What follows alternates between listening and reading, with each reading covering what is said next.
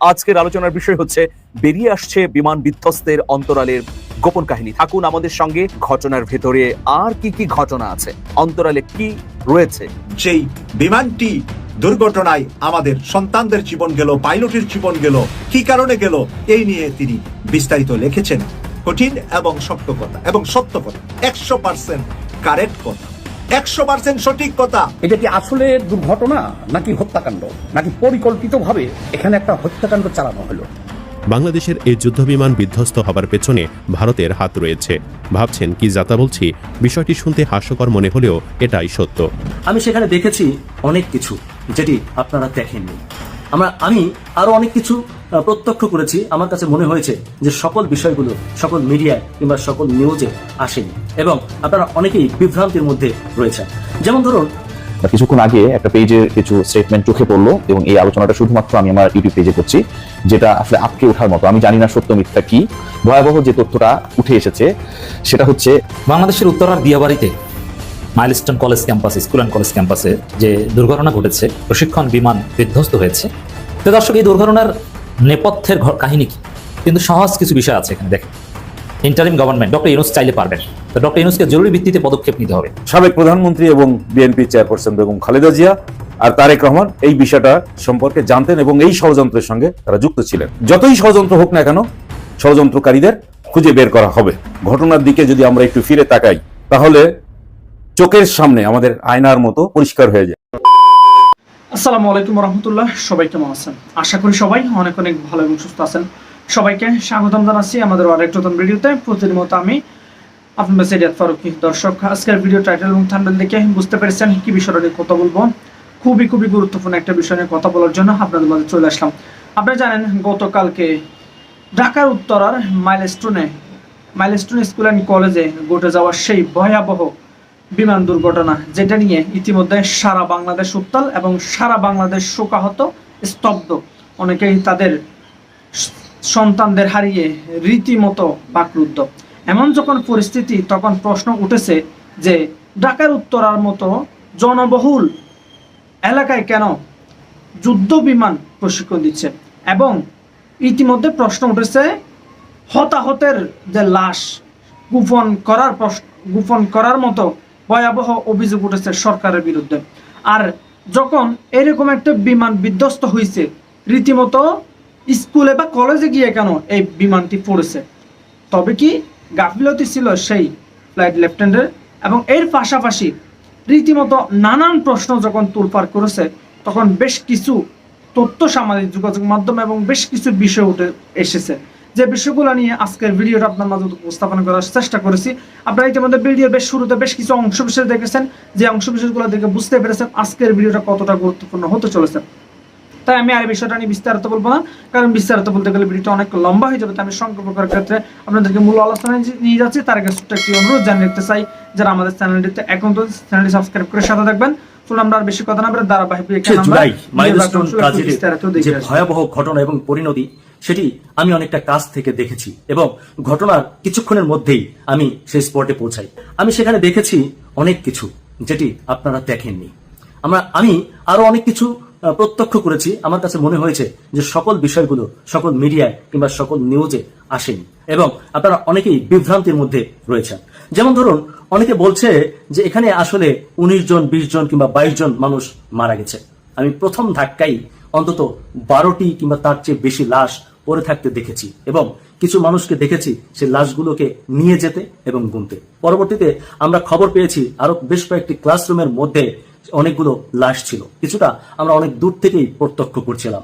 তো কোনো স্টুডেন্টরা আমাদেরকে জানিয়েছে যে আমি এমন ক্লাস দেখেছি 2-3টি ক্লাসরুম, যে ক্লাসরুমের মধ্যে একজনও বেঁচে নেই, তারা সবাই নিহত হয়েছেন। কথা হচ্ছে এক একটা ক্লাসরুমে 40-50 জন স্টুডেন্ট থাকার কথা।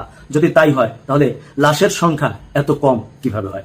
এটি নিয়ে একটি কনফিউশন দেখা দিয়েছে। তবে আমরা আশাবাদী, আমরা এখনো আশা রাখছি যে যেহেতু এখানে বাংলাদেশ সেনাবাহিনী আছে, বিমান বাহিনী আছে এবং ওনাদেরও ব্যাপক ক্ষয়ক্ষতি হয়েছে, এখানে লাশের সংখ্যা কমিয়ে দেখে হয়তো কারোরই স্বার্থ নেই। তবুও প্রত্যাশা করব যে লাশের যে সঠিক সংখ্যা সেটি নির্ধারণ করে আপনারা জাতির সামনে তুলে ধরবেন। মনে রাখবেন, তা না হলে এই জাতি কিন্তু আপনাদেরকে কাউকেই কোনোদিনও ক্ষমা করবে না। আমরা মাইলস্টোন কলেজের যতগুলো শিক্ষার্থী নিহত হয়েছে, দগ্ধ হয়েছে, স্পটে মারা গিয়েছে, হাসপাতালে মারা গিয়েছে, আমরা প্রত্যেকের পুঙ্খানুপুঙ্খভাবে রেকর্ড চাই। সে কোন ক্লাসে পড়েছিল, তার বাবা মাকে, সে কিভাবে নিহত হলো। এবং আরেকটা জিনিস আমি চাই, আমি জানি যে মাইলস্টোন স্কুল অ্যান্ড কলেজে ডিজিটাল উপস্থিতি কাউন্টিং মেশিন আছে। আমরা জানতে চাই যে ওই দিন স্কুলে কতজন শিক্ষার্থী কে কে কোন কোন ক্লাসে উপস্থিত ছিল এবং তাদের কতজনের মৃতদেহ পাওয়া গেল। এই কথাটি আমি কাউকে টার্গেট করে বলছি না, তবে অনেকে সন্দেহ করছেন যে এই বিষয়টি নিয়ে একটি রাজনীতি হতে পারে। দর্শক মন্ডলী, আপনাদেরকে জানাতে চাই, বাহিনীতে যারা আছেন সবাইকে বলতে চাই, এই দেশে লাশ নিয়ে বহু রাজনীতি হয়েছে। আমরা অন্তত আমাদের সন্তানদেরকে নিয়ে আর কোনো রাজনীতি এই দেশে দেখতে চাই না। আমরা চাই যেন এটির একটি সুষ্ঠু তদন্ত রিপোর্ট আমাদের কাছে আসে এবং সত্যিকার অর্থে যারা নিহত হয়েছেন তাদের একটি তালিকা আমাদের কাছে স্পষ্ট হয়। আমরা যেন কোথাও থেকে অভিযোগ শুনি না যে এমনটি হয়নি, এমনটি হয়েছে কিংবা কম বেশি করা হয়েছে। আমি সকল শ্রেণীর, সকল পেশার এবং যারা যে যে দায়িত্বে যেখানে আছেন, বিভিন্ন মেডিকেলগুলো, মাইলস্টোন স্কুল অ্যান্ড কলেজ, আমাদের সেনাবাহিনী, বিমান বাহিনী যারা আছেন, আশা করি আপনারা সবাই মিলে এই কাজটি করবেন। তা নাহলে আপনাদেরকে সবাই কিন্তু দোষের চোখে দেখবে, হয়তো একটা ব্লেম দিবে যে এটা করেছে। নিশ্চয়ই আপনারা সেই ব্লেম নেবেন না এবং আপনারা সেটা প্রকাশ্যে আনবেন। আরেকটি ভুল ধারণা আছে, আমাদের অনেক ভাই দেখলাম প্রশংসা করে আমাদের যিনি পাইলট ছিলেন তার সম্পর্কে বলেছেন যে উনি চাইলে একটি ইজেক্ট বাটনে চেপে নিজেকে রক্ষা করতে পারতেন, কিন্তু তিনি বাচ্চাদের কথা চিন্তা করে সেটি করেননি, বরং বাচ্চাদের সাথে নিজেও প্রাণ দিয়েছেন। হ্যাঁ, ঘটনাটা ঠিক, কিন্তু আপনাদেরকে জানিয়ে রাখি, আমিও স্পটে ছিলাম। আপনাদেরকে জানিয়ে রাখি, সঠিক তথ্য হচ্ছে যে পাইলট প্লেন ক্র্যাশের আগেই ইজেক্ট বাটনে চাপ দিয়েছিলেন এবং তিনি প্যারাসুট নিয়ে উপরে উঠে গিয়েছিলেন। আমরা স্পটে সেই প্যারাসুটের বেলুনটিও পরে থাকতে দেখেছি, যার ফলে প্লেন যে ভবনে ক্র্যাশ করেছে, প্যারাসুট এবং পাইলট অপর ভবনে ধাম করে পড়ে গিয়ে একটা রুমের মধ্যে ঢুকে অর্ধমৃত অবস্থায় ছিল এবং সেখান থেকে সেনাবাহিনী ওই পাইলটকে উদ্ধার করে এবং সিএমএইচে নেওয়ার পর তিনি মৃত্যুবরণ করেন। সঠিক তথ্য দিন, সঠিক তথ্যের সাথে থাকুন। পাশের একটি দেশ সারাটা জীবন চিবিয়ে চিবিয়ে চিবিয়ে রেখেছে এবং যে সরকারগুলা ইতিমধ্যে 54 বছরে এসেছে ওরা আসলে লেংটি পড়া সরকার, তারা উলঙ্গ, তাদের কোনো চরিত্র নাই। তাদের চরিত্র শুধুমাত্র মেহরুম প্রেসিডেন্ট জিয়াউর রহমানের ছিল, যে মাত্র 4 বছর সময়ও রাষ্ট্র পরিচালনা করতে পারেন নাই। তাছাড়া মেরুদণ্ড সহ আর কোনো পুরুষ বা নারী বাংলাদেশের রাষ্ট্রীয় ক্ষমতায় আসেন নাই। এদের প্রত্যেকের মেরুদণ্ড ভাঙ্গা ছিল, ওরা পরের দেশের গোলাম ছিল, আমাদের রাষ্ট্রকে শুধু ছায়ার মতন পরিচালনা করছে। মুখ দিয়ে বলেছে অনেক কিছু, করে দেখাতে পারেন নাই বা করার যোগ্যতাও তাদের ছিল না। এই প্রশিক্ষণ দেওয়ার মতন প্লেন আমাদের এর আগে কত আগ থেকে কিনা দরকার, এবং শুধু প্রশিক্ষণ দেওয়ার জন্যই কি শুধু প্লেনটা, নাকি এই প্লেনটা যুদ্ধের জন্য ব্যবহৃত হবে? তাই আপনার প্লেন যদি আপনার ঘরে ভেঙে পড়ে, আপনার বাড়ির ছাদের উপরে ভেঙে পড়ে, আপনার স্কুলের শিশু বাচ্চাদেরকে যদি আপনি মেরে ফেলেন, তাহলে এই যুদ্ধের বিমান দিয়ে পাশের দেশ, অন্য কোনো দেশ, আমাদের শত্রুদের সাথে মোকাবেলা করার মতন কি আছে আমাদের হাতে? 54 বছরের এই রাষ্ট্র ক্ষমতায় বিদেশে পাহাড়ের উপরে পাহাড় কিনেছে, বিল্ডিং এর উপরে বিল্ডিং কিনেছে, গাড়ির উপরে গাড়ি কিনেছে। তারা কি ভাবে নাই? তারা কি জানে না বাংলাদেশের সরকারের ভিতরে যারা রাষ্ট্রীয় ক্ষমতায় ছিলেন, যারা রাষ্ট্র পরিচালনা করেছে, তারা কি জানেন না আমাদের বিমান বাহিনীর হাতে কয়টা যুদ্ধের বিমান আছে এবং এই যুদ্ধের বিমানগুলা দিয়ে এই ধরনের পাইলট বানিয়ে কোটি কোটি টাকা সরকারও যে খরচ করছে, তারা কোন জায়গায় তাদের যোগ্যতাটা কাজে লাগাবে? আপনি পাইলট বানালেন ভাঙ্গা চূড়া দিয়ে, কিন্তু আপনার যখন যুদ্ধের দরকার হবে, এই পাইলট কোন প্লেন দিয়ে যুদ্ধ করবে? প্রিয় দর্শক, সে কারণেই আমি সালতানাতে বাংলাদেশ নিয়ে কথা বলেছিলাম বেশ কিছুদিন আগে। যেই পরিকল্পনাটা দিয়েছেন তার্কি প্রেসিডেন্ট এরদোয়ান বাংলাদেশকে, যে বাংলাদেশের ভিতরে তার্কি প্রেসিডেন্ট এরদোয়ান একটি তরুণ সমাজকে প্রশিক্ষণ দিয়ে উঠাতে চায়, যারা নাকি সালতানাতে বাংলা তৈরি করবে। বাংলা ভাষায় যে কটা স্টেট আছে, যে কটা রাষ্ট্রে ভারতের ভিতরে যে কটা রাজ্য আছে, সবগুলাকে সালতানাতে বাংলার ভিতরে ঢুকিয়ে বাংলা হবে একটি শক্তিশালী, বিশ্বের বুকে দাঁড়ানোর মতন একটি মুসলিম শক্তিশালী দেশ। আর এই দেশকে বিহাইন্ডে কাজ করে যাচ্ছে তার্কির প্রেসিডেন্ট এরদোয়ান। আল্লাহ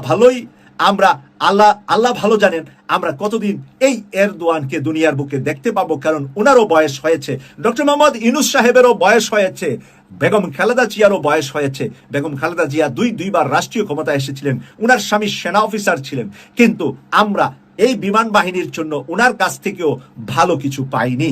কারণ এটার জন্য যে উনি দায়ী তা নয়, এটার জন্য যে যোগ্য মানুষ, যোগ্যতা সম্পন্ন মানুষ থাকা দরকার, বা এই বিমান এর উপরে বিমান এবং পর্যটক আমরা যে মন্ত্রী বানাই, তাদের যোগ্যতা, তাদের চিন্তা চেতনা, তাদের মেধা, এবং ভারত থেকে হু করলে তারা যদি পায়খানা প্রস্রাব নিজের বিছানায় করে দেয়, তারা তো এই যুদ্ধের সরঞ্জামাদি কিনতে পারবে না। এই সাহস বাংলাদেশে কখনো সাহসী মানুষ আসেন নাই বাংলাদেশ পরিচালনা করতে। শুধুমাত্র মরহুম প্রেসিডেন্ট জিয়াউর রহমানই এসেছিলেন, আর বাকি যারা এসেছিলেন প্রত্যেকেই ভারতের গুলামি করেছেন। ভারত যেভাবে বলেছে এভাবেই রাষ্ট্র চালিয়েছে। কেউ কেউ লোক দেখানোর মতো ডাল, মরিচ, কাঁচামরিচ, হলুদ নিয়ে তর্ক করেছে ভারতের সাথে। যুদ্ধের বিমান নিয়ে তর্ক করেন নাই। যুদ্ধের বিমান প্রয়োজন, ভারত নিষেধ করার কারণে বারবার বাংলাদেশে প্রয়োজনীয়তার টেবিলে কথাগুলা আলোচনা টেবিলে আসার পরেও কেন বন্ধ হয়ে গিয়েছে, কেন এইগুলা কেনার জন্য সাহস করতে পারে নাই বাংলাদেশের রাজনীতিবিদরা, এই প্রশ্ন রেখে গেলাম আপনাদের কাছে। সবার মনে একটাই প্রশ্ন, যে এটা কি নিছক দুর্ঘটনা নাকি কোনো ষড়যন্ত্র? দর্শক, আজকের আলোচনায় সেই বিষয়টি অবতারণা করব এবং আমরা বিভিন্ন বিষয় ঘেটে বোঝার চেষ্টা করব যে আসলে এটা দুর্ঘটনা নাকি ষড়যন্ত্র। দেখুন, দুর্ঘটনার কবলে পড়া বিমান F7 মডেলের এই বিমানটি নির্মিত হয়েছে 1944 সালে। সেই 1944 সালের বিমান দিয়ে আপনি এখনো চলতেছেন। যেখানে F-35 এর মতো অত্যাধুনিক বিমান বের হয়ে গেছে, সেখানে আপনি সেই 1944 সালের F7 বিমান দিয়ে চলছেন। এখন অনেকে দায়ী করতেছেন বিমান বাহিনীর প্রধান হাসান মাহমুদ খানকে। এখন বর্তমান বিমান বাহিনীর প্রধান হাসান মাহমুদ খান, যাকে শেখ হাসিনা নিয়োগ দিয়ে গিয়েছেন জুন মাসে, পালিয়ে যাওয়ার কয়েক মাস আগে, এখন সবাই তাকে ব্লেম করতেছে। তিনি নাকি দুর্নীতি করেছেন, স্বজনপ্রীতি করেছেন, তিনি নাকি আজকে 200 বাচ্চা মারা গিয়েছে সেই বাচ্চাদের লাশ গুম করেছেন। আমি দায়িত্ব নিয়ে আপনাদেরকে বলতে পারি যে একটা বাচ্চার লাশও গুম হয়নি, প্রত্যেকটা লাশ দেওয়া হয়েছে এবং প্রত্যেকটা আহতকে বার্ন ইউনিটে নিয়ে যাওয়া হয়েছে। এখন আপনারা এই হাসান মাহমুদ খানের দোষ দিতেই পারেন, কিন্তু সব দোষ কি হাসান মাহমুদের? সরকারের কোনো দোষ নাই। স্বাধীনতার পর থেকে যতগুলো সরকার আসছিল, সেই বঙ্গবন্ধু সরকার থেকে শুরু করে বর্তমানে ইউনূস সরকার পর্যন্ত, কোনো সরকারি বিমান বাহিনীর আধুনিকায়নে তেমন কোনো প্রচেষ্টা গ্রহণ করেনি। হয়তো শেখ হাসিনার দোষ বেশি, কারণ তিনি বেশি দিন ক্ষমতায় ছিলেন। ইউনূসের দোষ কম, কারণ তার সরকারের বয়স এক বছর হয়নি। কিন্তু দোষ কিন্তু সবারই আছে। সুতরাং এককভাবে কোনো সরকারকে বা কোনো বিমান বাহিনীর প্রধানকে দোষারোপ করা উচিত হবে না।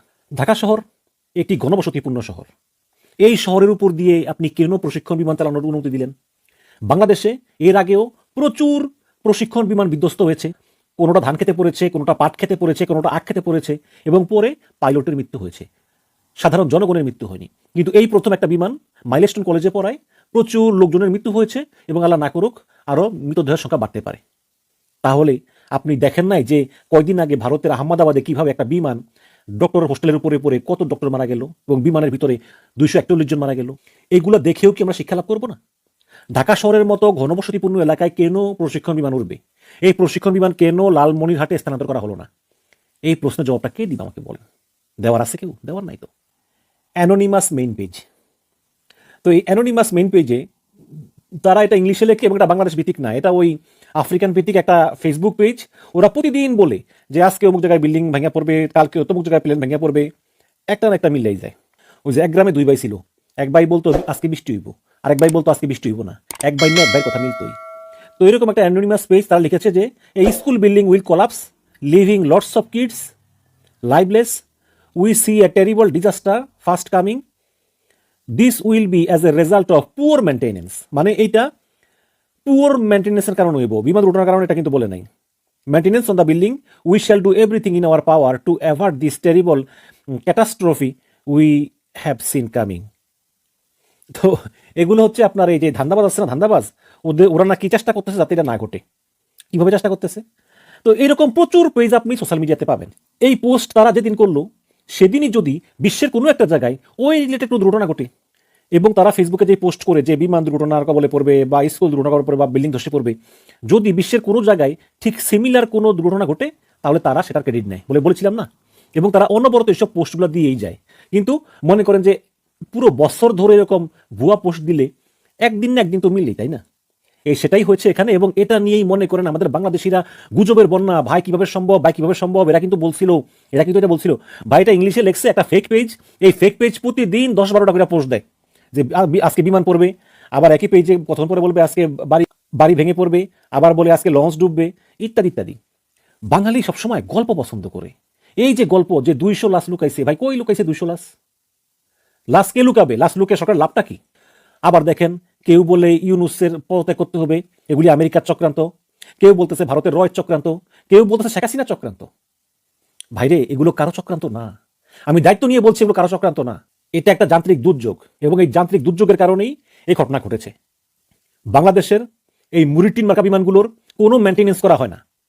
এই বিমানগুলো চলে আল্লাহ চালায় বলে, ওই যে বলে না যে আল্লাহর মাল আল্লাহ চালায়, এই বাংলাদেশের এই প্রশিক্ষণ বিমানগুলো হচ্ছে আল্লাহর মাল। এগুলো কখনোই মেনটেন করা হয় না। এগুলো প্রতিদিন চালায়, চালানোর পর রেখে দেয়, আবার চালায়, আবার রেখে দেয়, আবার চালায়, আবার রেখে দেয়। পুরনো বিমান টিমান বাদ দিয়ে নতুন জেট কিনেন, যার মাধ্যমে প্রশিক্ষণ দেওয়া হবে। প্রিয় দর্শক, ইতিমধ্যে আপনারা জানেন, ইতিমধ্যে সে ভিডিওটা দেখে বেশ কিছু ভিডিও আপনারা ইতিমধ্যে দেখেছেন যে মাইলস্টোন স্কুল অ্যান্ড কলেজে যে ঘটে যাওয়ার সে ভয়াবহ বিমান দুর্ঘটনা নিয়ে ইতিমধ্যে বেশ কয়েকজনের বক্তব্য আপনারা শুনেছেন। তাদের বক্তব্যগুলো নিয়ে আপনাদের কোনো মতামত থাকলে অবশ্যই কমেন্ট করে জানাবেন। আর আপনাদের কি মনে হয়, এটা কি আদৌ কোনো দুর্ঘটনা নাকি পরিকল্পিতভাবে এই ঘটনাটি ঘটানো হয়েছে? আপনাদের কি মনে হয় অবশ্যই কমেন্ট করে জানাতে পারবেন। এরকম চাঞ্চল্যকর তথ্য সবার আগে আমার চ্যানেল সাবস্ক্রাইব করে সাথে থাকবেন। এতক্ষণ সাথে থাকার জন্য সবাইকে অসংখ্য ধন্যবাদ। ধন্যবাদ সবাইকে, ভালো থাকবেন, সুস্থ থাকবেন, আর আমাদের চ্যানেল সাবস্ক্রাইব করে সাথে থাকবেন। ধন্যবাদ সবাইকে। এখন কোনো ভিডিওতে, আল্লাহ হাফেজ।